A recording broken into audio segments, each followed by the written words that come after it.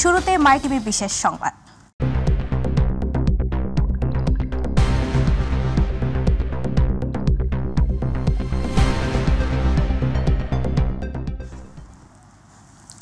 Dollar সংকট, ব্যাংকগুলোর আর্থিক দুরবস্থা, সরবরাহ ব্যবস্থার বাধা, জ্বালানি সংকট, শ্রমিকদের বেতন বাড়ানোর দাবি, রাজনৈতিক অনিশ্চয়তা এবং আইন শৃঙ্খলা পরিস্থিতি সব মিলে অস্থির হয়ে উঠেছিল দেশের রপ্তানি আয়ের প্রধান খাত পোশাক শিল্প।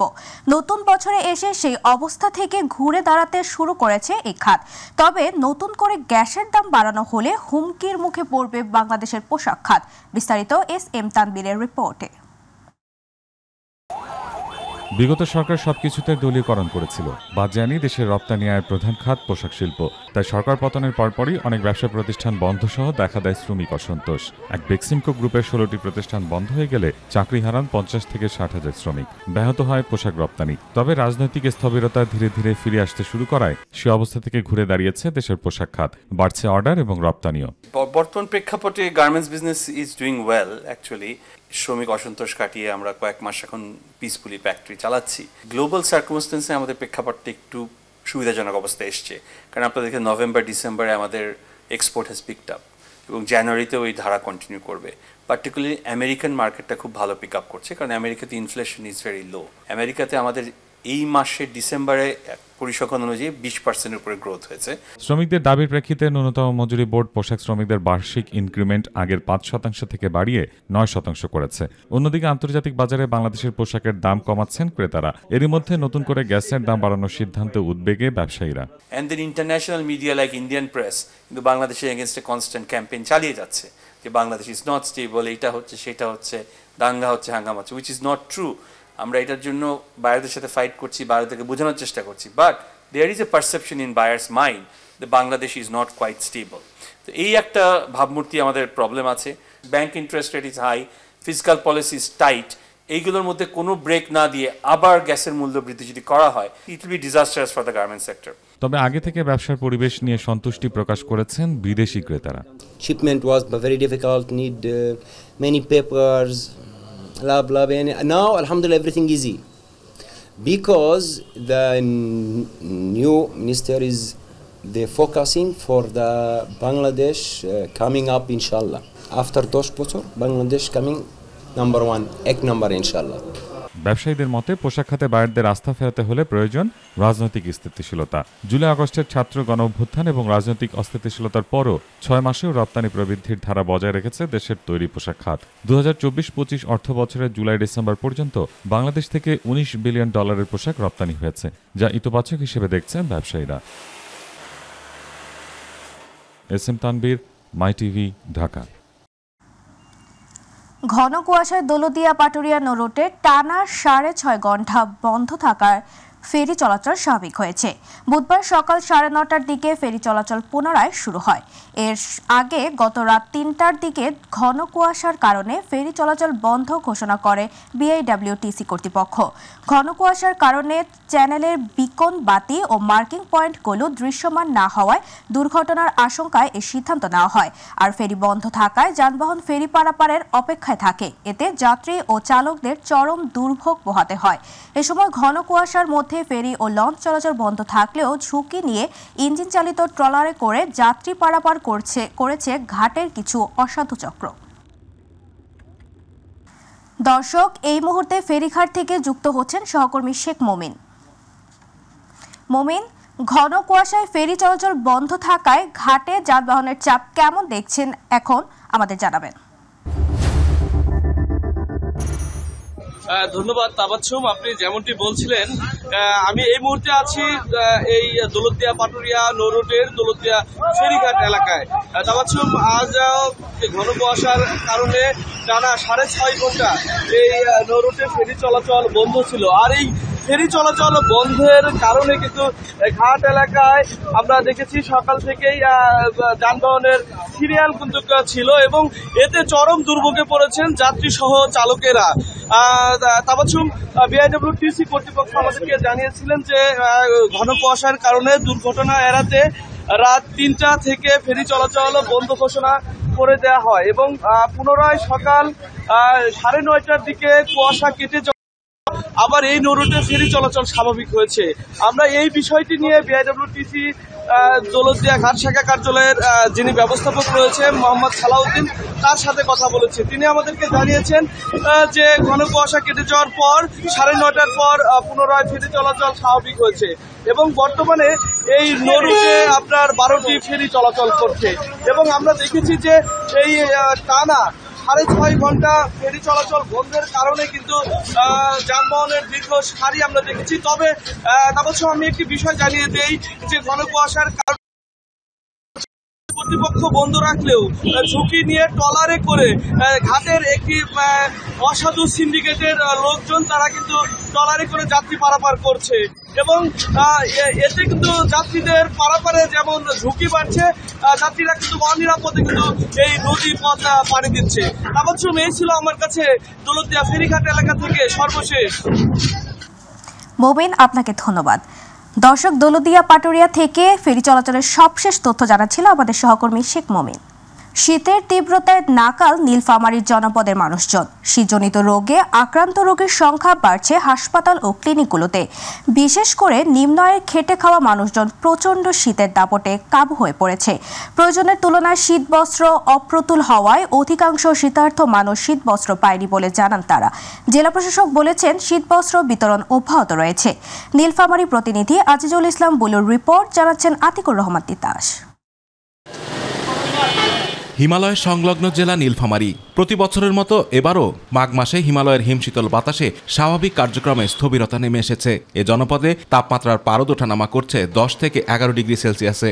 এর ফলে খড়কুটো জ্বালিয়ে শীত নিবারণের চেষ্টা চালাচ্ছেন শীতার্থরা। গত দুদিন ধরে ঘন কুয়াশা আর হাড় কাঁপানো শীতে নাস্তানাবুদ হয়ে পড়েছে জনপদের মানুষ। বিশেষ করে বেকায়দায় পড়েছেন শ্রমজীবী নিম্ন আয়ের খেটে খাওয়া লোকজন। কারণ তীব্র শীতের দাপটে কাজকর্ম না থাকায় কমে গেছে আয় রোজগার, ফলে সংসারে দেখা দিয়েছে অভাবানটন। আমরা এই ঠান্ডার কারণে কাজ করতে পারিছি না। সারাদিন সূর্য দেখা যায় না, কখনো কখনো দেখা গেলে সূর্যের তাপমাত্রা একেবারে নাই। সকাল থেকে সন্ধ্যা পর্যন্ত সারাদিন কুয়াশার চাদরে ঢাকা থাকে। প্রচণ্ড শীতের ছোবলে শীতজনিত রোগে আক্রান্ত হয়ে সরকারি বেসরকারি হাসপাতাল ও ক্লিনিকগুলোতে রোগীর সংখ্যা বাড়ছে। বিশেষ করে শীতজনিত রোগে আক্রান্ত হচ্ছে শিশু ও বৃদ্ধরা। আমার বাচ্চার জ্বর, শ্বাসকষ্ট এবং বমি করতেছে অতিরিক্ত। বাচ্চাটাকে নিয়ে আসা হয়েছে, ওর আমশার সমস্যা আছে, শ্বাসকষ্টের সমস্যা হয়েছে, এই রোগের জন্য নিয়ে আসা হয়েছে। ভোরবেলা এবং রাতের বেলা যদি বাচ্চাদেরকে ঘর থেকে বের করা না হয়, কুসুম কুসুম গরম খাবার খাওয়ানো হয় এবং ফ্রেশ ফলমূল যদি খাওয়ানো হয়, তাহলে কিন্তু এই অসুখগুলো থেকে অনেকটাই বাচ্চাদেরকে রক্ষা করা সম্ভব। চলমান বৈরী আবহাওয়ায় সূর্যের মুখ তেমন দেখা যাচ্ছে না। সূর্য কখনো উঁকি দিলেও কুয়াশায় আচ্ছন্ন চাদরে তা আবার ঢেকে যাচ্ছে। ঘন কুয়াশায় যানবাহনগুলো দুর্ঘটনা এড়াতে দিনের বেলায়ও হেডলাইট জ্বালিয়েই চলাচল করছে। এই ঠান্ডার কারণে হয়তো পেছনদার পাওয়া যাচ্ছে না, ওই কারণে আমাদের সংসার চলে না। জেলা প্রশাসক বলছেন শীতবস্ত্র বিতরণ অব্যাহত রয়েছে। এছাড়াও ত্রাণ মন্ত্রণালয়ে শীতবস্ত্র চেয়ে জরুরি ফ্যাক্স বার্তাও পাঠানো হয়েছে। 40 লক্ষ টাকা স্যাংশন এসেছে, যেটা আমরা উপজেলা বাড়ি বরাদ্দ দিয়ে দিচ্ছি। ওরা কিছু কম্বল ইতিমধ্যে কিনে তাদের মতো করে ডিস্ট্রিবিউশনে চলে গেছে। আতিকুর রহমান তিতাস, মাই টিভি। ঢাকার ধামরাইয়ের জলাশয়েও দেখা দিচ্ছে অতিথি পাখিদের আগমনী বার্তা। শীতের প্রকোপ থেকে বাঁচতে প্রতি বছর হাজারো মাইল পথ পাড়ি দিয়ে অভয়ারণ্যের নিরাপদ জলাশয়ে এভাবেই আশ্রয় নেয় অতিথি পাখির ঝাঁক। অতিথি পাখি শিকারের অভিযোগ পেলে ব্যবস্থা নেওয়ার কথা জানিয়েছেন উপজেলা নির্বাহী অফিসার। প্রতিনিধি আব্দুর রশিদ তুষারের রিপোর্ট, জানাচ্ছেন ইলিয়াস কমল। এ যেন পাখির রাজ্য। অতিথি পাখির কিচিরমিচির শব্দে পুরো এলাকা জুড়ে তৈরি হয়েছে মনোরম পরিবেশ। ঢাকার ধামরাই উপজেলার গাঙ্গুটিয়া ইউনিয়নের ললিতনগর বাথলি এলাকার জলাশয়ে শীতের শুরু থেকে শেষ পর্যন্ত চোখে পড়বে এমন দৃশ্য। বিভিন্ন প্রজাতির পাখির কলকাকলিতে ভিন্ন রূপ ধারণ করে এই জলাশয়গুলো। কারখানার শ্রমিকরা জানান, প্রতিদিন সকাল থেকে সন্ধ্যা পর্যন্ত হাজার হাজার অতিথি পাখি আসে এখানে। পাখিদের উপস্থিতি দেখে মুগ্ধ তারা। আমরা অনেক সুন্দরভাবে উপভোগ করি পাখির যে সুন্দর কিচিমিচি আওয়াজগুলো, অনেক ভালো লাগে আমাদের। অন্য বছরের থেকে এবার একটু বেশি আছে এবং আমরা এটা নিরাপত্তা দেই বিজ্ঞানে, এই জন্য এই পাখিগুলো থেকে শান্তি পায়। বিশেষ আদেশ, এই পাখিগুলোকে আমরা প্রয়োজনও কোনো হয়রানি না করি। নিরাপদ আবাসস্থল সহ খাবারের পরিবেশ নিশ্চিত করায় গত 2 বছরের তুলনায় এবার পাখির সংখ্যা বেড়েছে। পাখিদের নিরাপত্তা নিশ্চিতে সার্বক্ষণিক কাজ করছে দায়িত্বরতরা। কাউকে এই অতিথি পাখিগুলোকে ডিস্টার্ব করতে দেই না, কাউকে ধরা তো দূরের কথা, বরং এদের বাসস্থানটাকে আমরা একটু ডেভেলপ করেছি। আমরা এদের সমস্ত কচুরিপানা পরিষ্কার করে যারা এরা তাদের মাছ শিকার করতে পারে বা খাবারটা পায় এটা আমরা এনশিওর করেছি। প্রাকৃতিক বৈচিত্র্য, ভারসাম্য রক্ষায় এবং সৌন্দর্য বৃদ্ধিতে অতিথি পাখিদের ক্ষতি না করার পরামর্শ সহ পাখি শিকারের অভিযোগ পেলে ব্যবস্থা নেওয়ার কথা জানিয়েছে স্থানীয় প্রশাসন। এলাকাবাসীর সচেতনতা, তারা যাতে এই ধরনের পাখি শিকার বা পাখির অভয়ারণ্যকে নষ্ট করার জন্য কোনো পদক্ষেপ গ্রহণ না করে। আর আমাদের সরকারের দিক থেকেও আমরা সচেষ্ট থাকব এবং সেখানে অতিথি পাখি শিকারের বিষয়ে যদি আমাদের কাছে কোনো কমপ্লেন আসে আমরা একটা ব্যবস্থা নেব। 3 বছর ধরে শীতের শুরুতেই ধামরাইয়ের AKDL কারখানার জলাশয়ে আসতে শুরু করে অতিথি পাখি, যা থাকে পুরো শীতকাল জুড়ে। ইলিয়াস কমল, মাই টিভি। এবার আমাদের কৃষি। সরিষার হলুদ ফুলে ছেয়ে গেছে ফরিদপুরের মাঠ প্রান্তর। ফুলের সৌন্দর্য দেখতে ছুটে আসছেন নানা বয়সী মানুষ। গেল বছর সরিষার ভালো দাম না পাওয়ায় এবার আবাদ কমেছে প্রায় 800 হেক্টর জমিতে। কৃষি বিভাগ বলছে, কৃষকদের আগ্রহ বাড়াতে সব ধরনের সাহায্য ও পরামর্শ দিচ্ছেন তারা। ফরিদপুরের নগরকান্দা প্রতিনিধি শফিকুল ইসলাম জনের রিপোর্ট।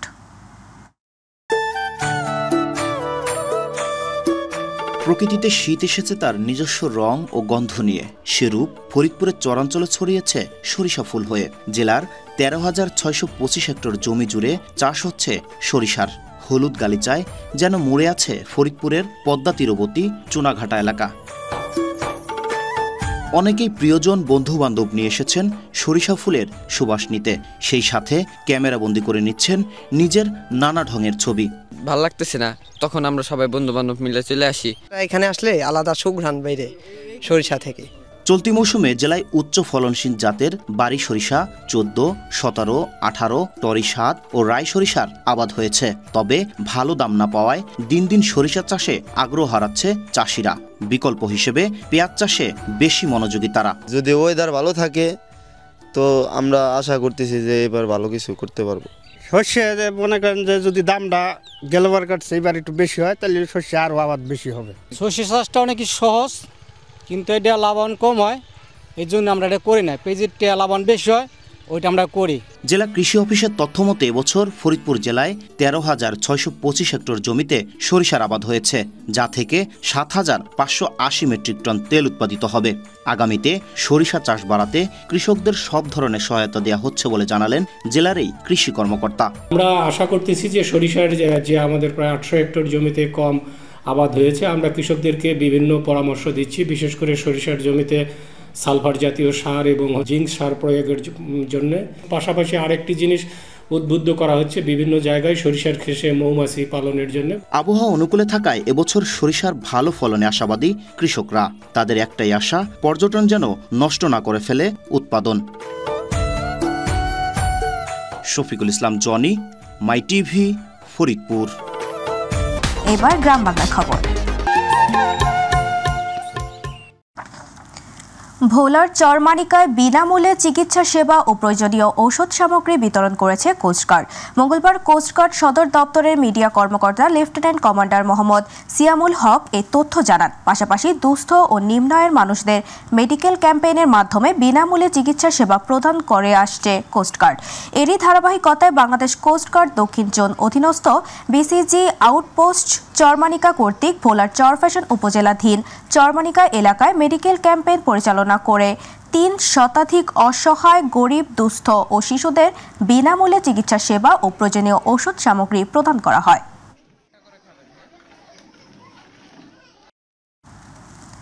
বিগত 16 বছর শেখ হাসিনা বাংলাদেশের গণতন্ত্র বাক্সবন্দি করে রেখেছিল বলে মন্তব্য করেছেন সাবেক বিরোধী দলীয় চিফ হুইপ ও বিএনপি চেয়ারপারসন বেগম খালেদা জিয়ার উপদেষ্টা জয়নুল আবেদিন ফারুক। মঙ্গলবার সাভারের উলাইরের কর্ণপাড়া জামিয়া ইসলামিয়া দারুল উলুম এর উদ্যোগে এক ইসলামী মহাসম্মেলনে যোগ দিয়ে তিনি এই মন্তব্য করেন। বিলম্ব না করে দ্রুত জাতীয় নির্বাচনের তারিখ ঘোষণা করার জন্য তিনি অন্তর্বর্তীকালীন সরকারের প্রতি এ সময় আহ্বান জানান। এ সময় বিএনপির সহ পরিবার কল্যাণ বিষয়ক সম্পাদক ডক্টর দেওয়ান মোহাম্মদ সালাউদ্দিন বাবু সহ আরো অনেকে উপস্থিত ছিলেন।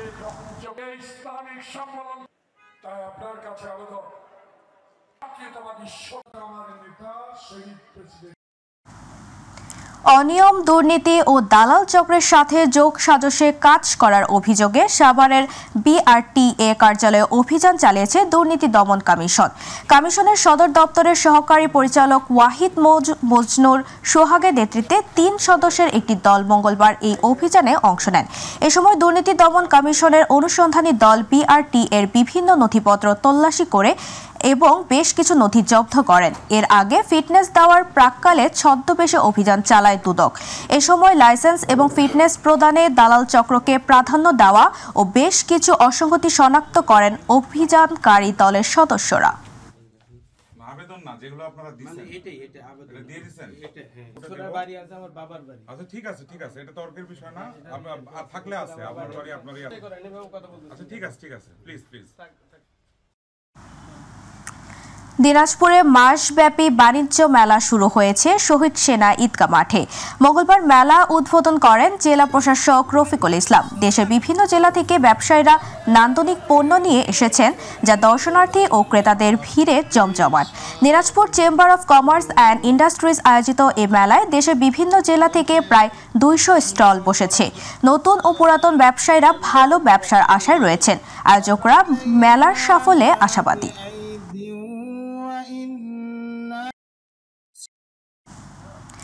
খুলনা পানি উন্নয়ন বোর্ডের মেকানিক্যাল বিভাগের ওয়ার্কশপের কাজে 26 লক্ষ টাকার অনিয়মের অভিযোগের প্রমাণ পেয়েছে দুদক। মঙ্গলবার খুলনা জোড়াগেট এলাকায় পানি উন্নয়ন বোর্ডের ওয়ার্কশপে এক অভিযান চালায় দুদক। এ সময় তারা সরেজমিনে যাচাই করে 32,96,101 টাকার 5টি আইটেম সিভিলের কাজ এবং মেকানিক্যাল এর 2টি কাজের বিষয় তদন্ত করেন, যার মধ্যে 26 লক্ষ টাকার কাজের কোনো অস্তিত্ব পায়নি দুদক কর্মকর্তারা। এছাড়া একটি গুদাম ঘরের ফ্লোরের ইট কর্তৃপক্ষের অনুমোদন ছাড়াই ঠিকাদার কাজে ব্যবহার করেছে, যার বিলও প্রদান করেছে সংশ্লিষ্ট কর্তৃপক্ষ। স্ক্র্যাপ মালামাল বিনা অনুমতিতে বিক্রির জন্য প্রস্তুতি চলছে। সেটাতে একটি অভিযান পরিচালনা করি। এখানে জ্ঞান বিজ্ঞানের করব জয়, সেরা হব বিশ্বময়। এই প্রতিপাদ্যে নান্দনিক আয়োজনে 46তম জাতীয় বিজ্ঞান ও প্রযুক্তি সপ্তাহ এবং নবম বিজ্ঞান অলিম্পিয়াড ও নবম বিজ্ঞান বিষয়ক কুইজ প্রতিযোগিতা উপলক্ষে যশোরের বাঘারপাড়াতে 2 দিন ব্যাপী বিজ্ঞান মেলা অনুষ্ঠিত হয়েছে। উপজেলা প্রশাসনের আয়োজনে উপজেলা চত্বরে 23টি শিক্ষা প্রতিষ্ঠানের অংশগ্রহণের মধ্য দিয়ে উক্ত মেলার কার্যক্রম সমাপ্তি হয়।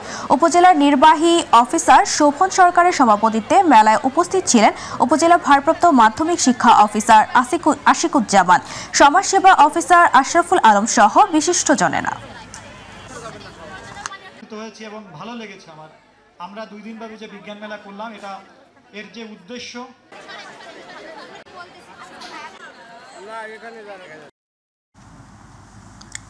বাংলাদেশ জাতীয়তাবাদী দল বিএনপির 3 মাস ব্যাপী কেন্দ্রীয় কর্মসূচির আলোকে ইউনিয়ন পর্যায়ে কৃষক সমাবেশ কার্যক্রমের অংশ হিসেবে দিনাজপুরের বিরামপুর কাটলা ইউনিয়নে কৃষকদের নিয়ে এক মতবিনিময় সভা অনুষ্ঠিত হয়েছে। মঙ্গলবার কাটলা হাই স্কুল মাঠে ইউনিয়ন সভাপতি আমিনুর রহমানের সভাপতিত্বে মতবিনিময় সভায় উপস্থিত ছিলেন বিএনপির দিনাজপুর জেলা কৃষক দলের আহ্বায়ক মোহাম্মদ নুরুজ্জামান সরকার, উপজেলা বিএনপির সাধারণ সম্পাদক মনজুর এলাহি চৌধুরী, উপজেলা বিএনপির কৃষক দলের সভাপতি শাহানুর রহমান মাস্টার সহ অন্যান্য কৃষকদের নানা সমস্যার কথা তুলে ধরে কৃষানীদের সাথে মতবিনিময় করেন। দিনাজপুরের পার্বতীপুরে কৃষি ইউনিটের মৎস্য খাতের আওতায় 2024-25 অর্থ বছরের ভ্যালু এডেড রেডি টু ইট মৎস্যজাত পণ্যের প্রদর্শনী ভিত্তিক মাঠ দিবস অনুষ্ঠিত হয়েছে। পল্লী কর্মসহায়ক ফাউন্ডেশনের সহযোগিতায় গ্রাম বিকাশ কেন্দ্রের উদ্যোগে মঙ্গলবার হাবড়া বালিকা উচ্চ বিদ্যালয়ে অনুষ্ঠানের আয়োজন করা হয়। এ সময় প্রতিষ্ঠানের শিক্ষক মামুনুর রশিদ রতন, শিরিন আক্তার বানু, গ্রাম বিকাশ কেন্দ্রের মৎস্য কর্মকর্তা জাহিদুল হক সহ সংশ্লিষ্টরা উপস্থিত ছিলেন।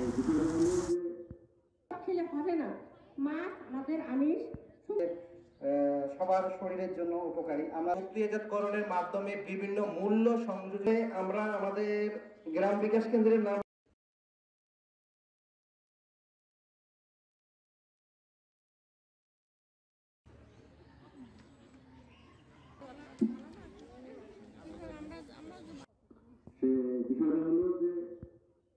হবে না।